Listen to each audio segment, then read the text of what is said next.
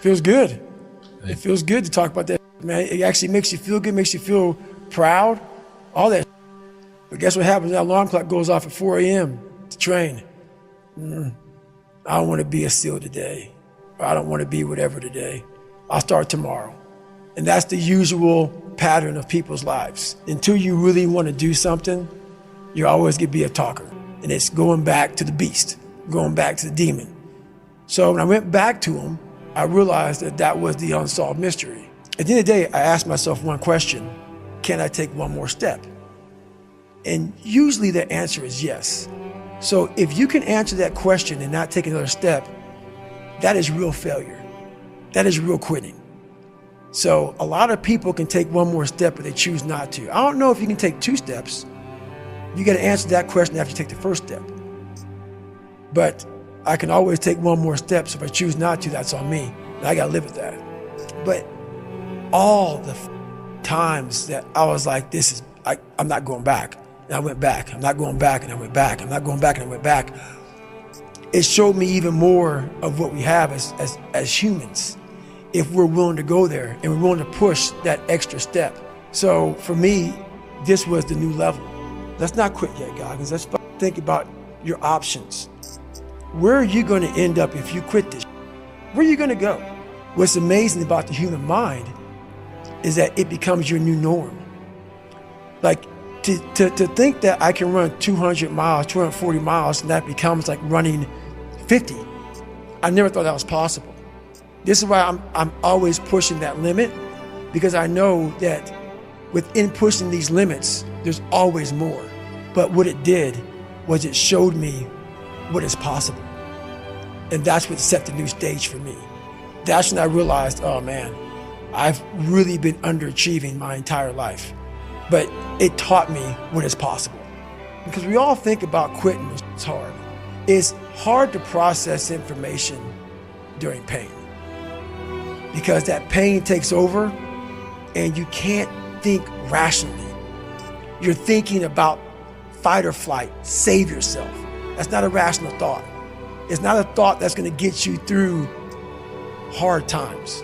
But there's a lot of thought behind a person being a born loser, becoming who I am today. You don't just wake up and just rocky. You gotta wake up and think about, there's a process to getting better. And that process is never finished.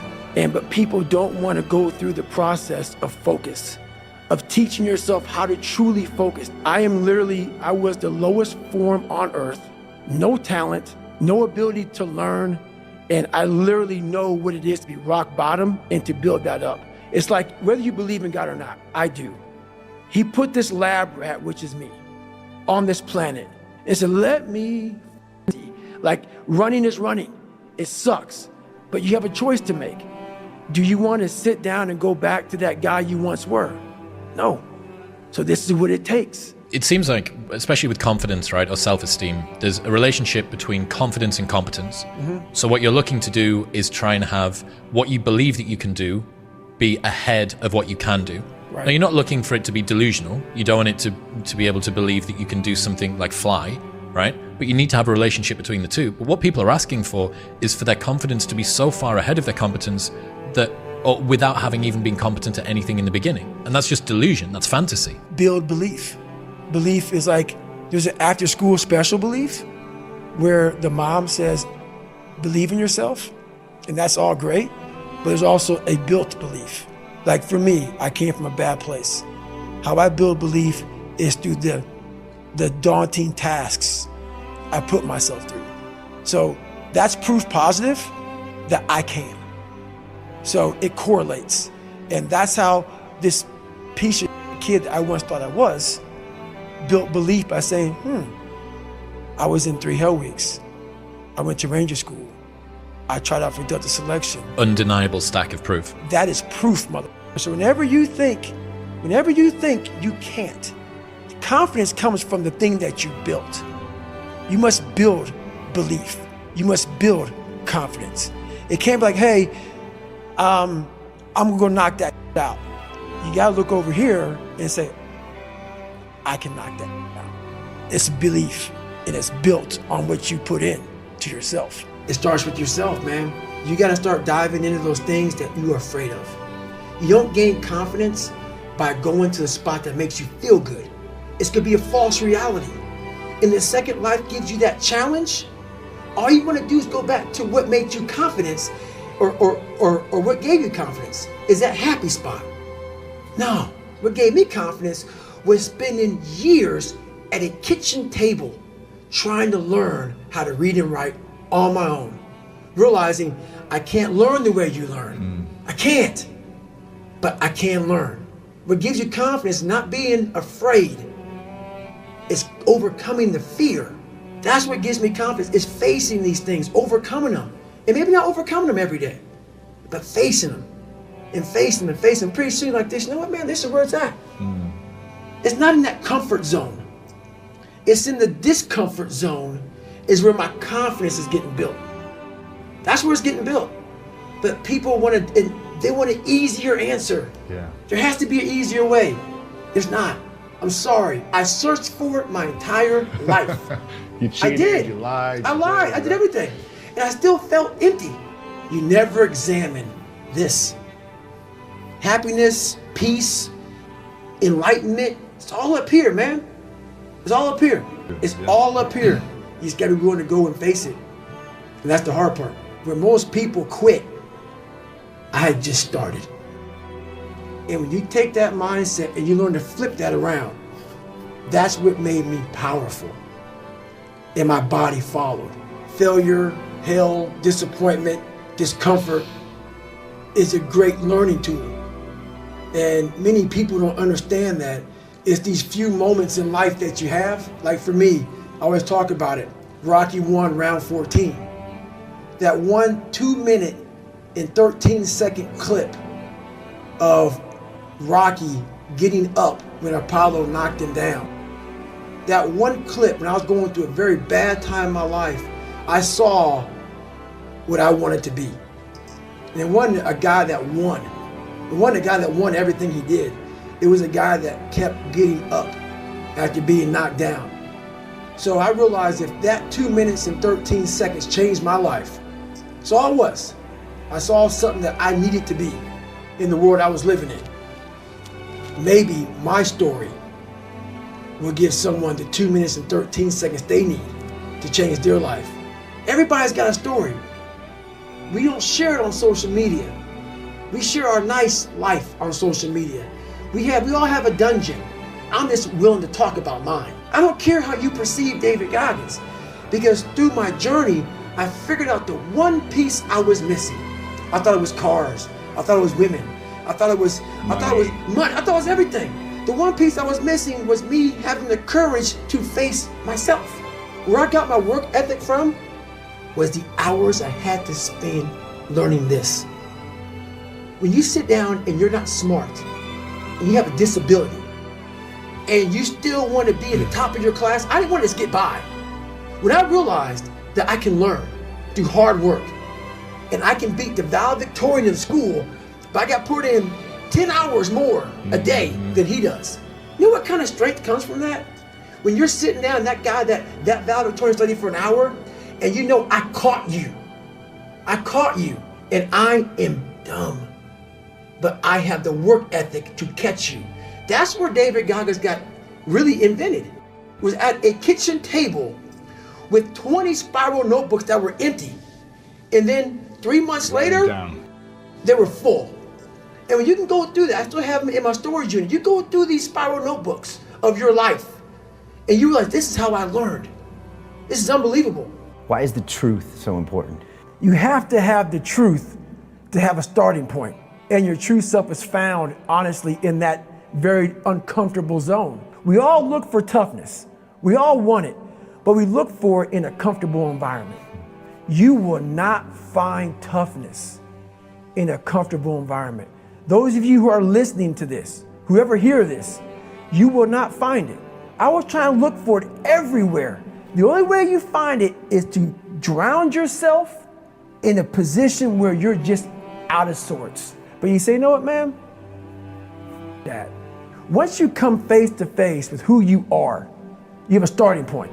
I was born David Goggins. David Goggins wasn't good enough. He was a scared, bullied, abused kid who struggled in life. And that kid, whenever something got tough, no matter how hard I trained, no matter how ready I was, whenever something got tough for me, David Goggins, the real David Goggins, would come out and he would quit.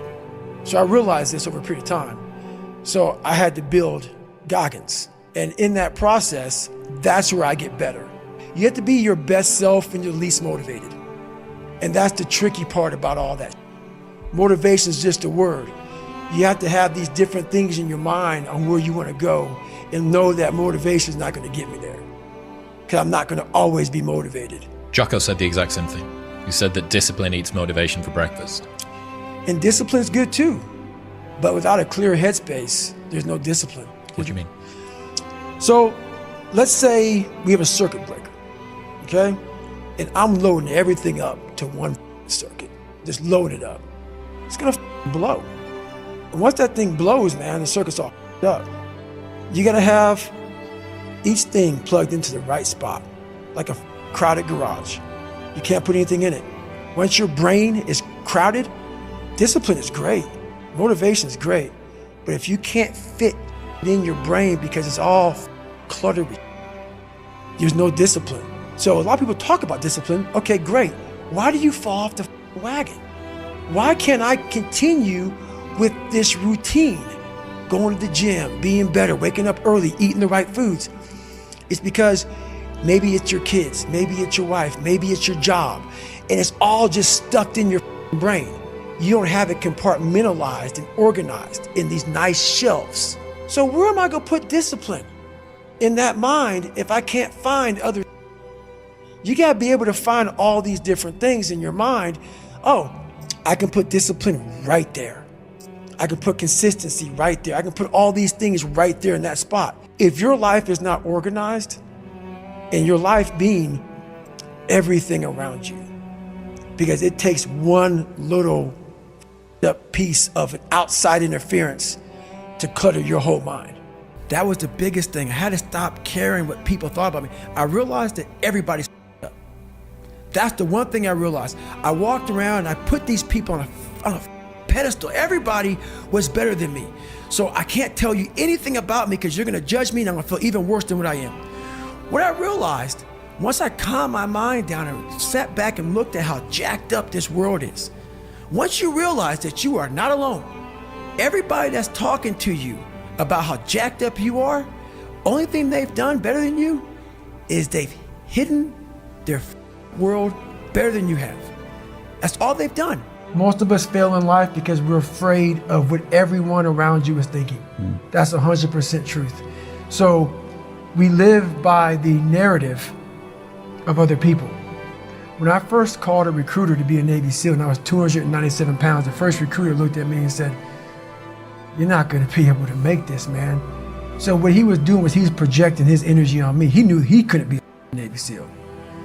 So God helped this black guy, because I was only the 36th African American to make it through in over 70 years.